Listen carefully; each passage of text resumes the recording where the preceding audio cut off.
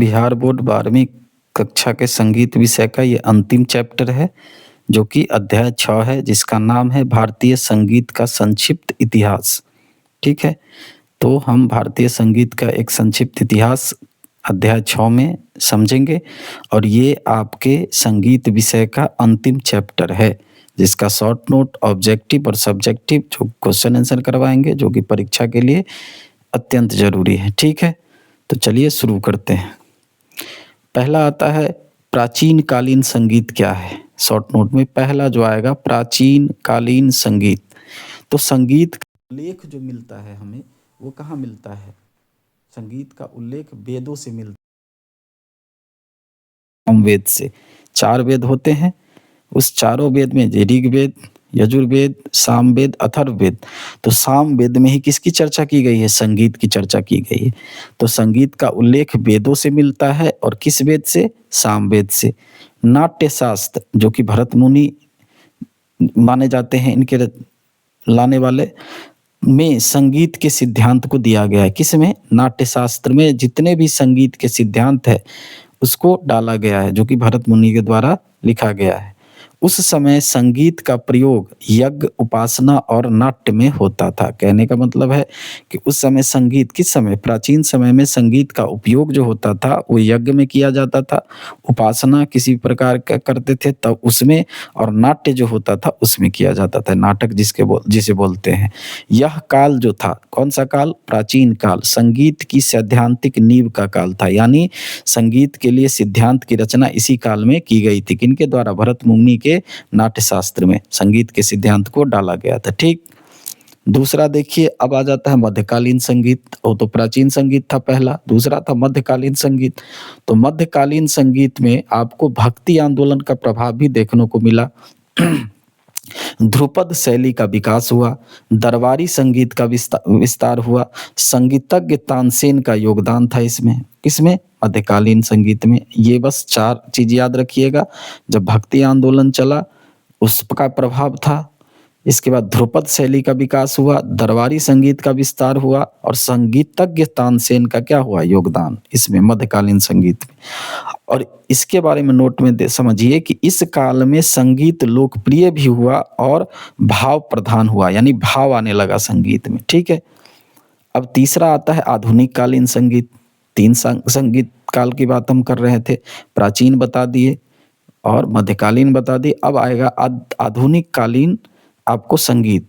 तो संगीत, इसमें क्या हुआ कि संगीत शिक्षा का संस्थागत विकास हुआ। यानी संगीत शिक्षा के लिए संस्था का क्या होने लगा? विकास होने लगा कि वहां जाके लोग अपना संगीत सीखेंगे। इसके बाद क्या हुआ? ख्याल गायकी का प्रसार हुआ। ख्याल गायकी का क्या हो गया? प्रसार हो गया आधुनिक काल में। संगीत को जरूरत तक पहुंचाया गया, यानी हर आदमी तक संगीत को क्या किया गया? पहुंचाया गया। इसके बाद आप समझिए कि संगीत सम्मेलन कर होने लगा, विद्यालय बन गए संगीत के, रेडियो का प्रभाव होने लगा, रेडियो पे भी संगीत सुनाई देने लगा इस काल में, आधुनिक काल में।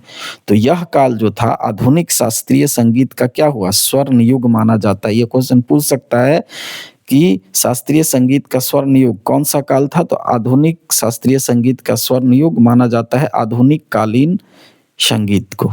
ठीक है? अब आइए चौथा में कि भारतीय संगीत का क्या महत्व है।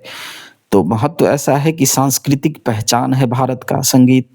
इसके साथ साथ भाव, भक्ति और मनोरंजन का भी साधन है संगीत, और आध्यात्मिक शांति का माध्यम भी है संगीत। क्योंकि भजन सुनते हैं, कोई श्लोक सुनते हैं, कुछ भी करते हैं, वो संगीतज्ञ होता है। यानी संगीतज्ञ नहीं मतलब संगीतमय होता है। तो यही इसका महत्व है। ठीक है?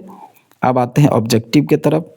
तो ऑब्जेक्टिव में पहला आता है कि सामवेद का संबंध किससे है? तो संगीत से है। दूसरा क्वेश्चन है कि नाट्य शास्त्र के रचयिता कौन है? तो भरत मुनि, याद रखिएगा। इसके बाद तीसरा है मध्यकालीन संगीत का प्रमुख गायक कौन था? तो तानसेन। और चौथा है कि ध्रुपद शैली का विकास किस काल में हुआ? मध्यकाल में, ये याद रखिएगा। पांचवा क्वेश्चन है कि ख्याल गायकी किस काल में विकसित हुई? तो आधुनिक काल में। संगीत का प्रयोग प्राचीन काल में कहाँ होता था? तो इसका आंसर हो जाएगा यज्ञ एवं उपासना में। सातवां क्वेश्चन है कि भक्ति आंदोलन का प्रभाव किस काल में पड़ा? तो मध्यकाल में पड़ा। 8वां क्वेश्चन है कि संगीत शिक्षा का विकास किस काल में हुआ? तो आधुनिक काल में संगीत की शिक्षा देने दिया जाने लगा, ठीक। 9वां क्वेश्चन है भारतीय संगीत का मूल उद्देश्य क्या है? तो भारतीय संगीत का मूल उद्देश्य है भाव एवं भक्ति की क्या हो जाए? अभिव्यक्ति, ठीक। 10वां क्वेश्चन है भारतीय संगीत किससे जुड़ा है? संस्कृति से, ठीक। अब लघुत्तरीय देख लीजिए कि प्राचीन कालीन संगीत का संक्षिप्त विवरण कीजिए। तो आप लिख दीजिएगा कि प्राचीन काल में संगीत का संबंध वेदों से था। सामवेद में संगीतात्मक स्वर मिलते थे। नाट्य शास्त्र में संगीत के नियम बताए गए हैं। तो यही प्राचीन कालीन संगीत का वर्णन था, ठीक। दूसरा क्वेश्चन आएगा मध्यकालीन संगीत की 2 विशेषता लिखिए। तो मध्यकाल में भक्ति आंदोलन का प्रभाव पड़ा संगीत पे और ध्रुपद शैली का क्या हुआ? विकास हुआ। तानसेन जैसे महान संगीतज्ञ हुए किस काल में? मध्यकालीन संगीत। यही 2 विशेषता लिख देना है।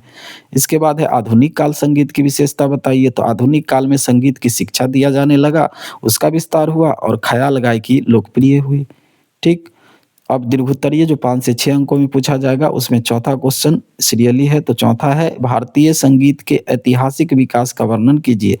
उसका विकास ऐतिहासिक रूप से कैसे हुआ उसका वर्णन करना है। तो आप लिखेंगे कि भारतीय संगीत का विकास 3 कालों में हुआ। प्राचीन काल में वेद और नाट्य शास्त्र के माध्यम से सिद्धांत बने। मध्यकाल में भक्ति आंदोलन दरबारी संरक्षण से संगीत फला फूला। आधुनिक काल में संगीत की शिक्षा दिया जाने लगा और ख्याल शैली के माध्यम से संगीत जन जन तक क्या किया गया? पहुंचाया गया। यही भारतीय संगीत का ऐतिहासिक विकास है, ठीक है। अब अंतिम क्वेश्चन है मध्यकालीन संगीत में तानसेन के योगदान का वर्णन कीजिए। क्वेश्चन पूछ देता है तो याद रखिएगा कि मध्यकालीन संगीत में तानसेन के योगदान का वर्णन कि तानसेन जो थे वो अकबर के दरबार के महान गायक थे, ठीक है। आंसर में लिखिएगा कि तानसेन अकबर के दरबार के महान गायक थे। उन्होंने ध्रुपद शैली को विकसित किया और भारतीय संगीत को ऊंचाई प्रदान की। उनके राग आज भी क्या है? लोकप्रिय है। तो यही था आपका ये संगीत विषय 12वीं के परीक्षा के लिए अंतिम चैप्टर, छठा चैप्टर, ठीक है।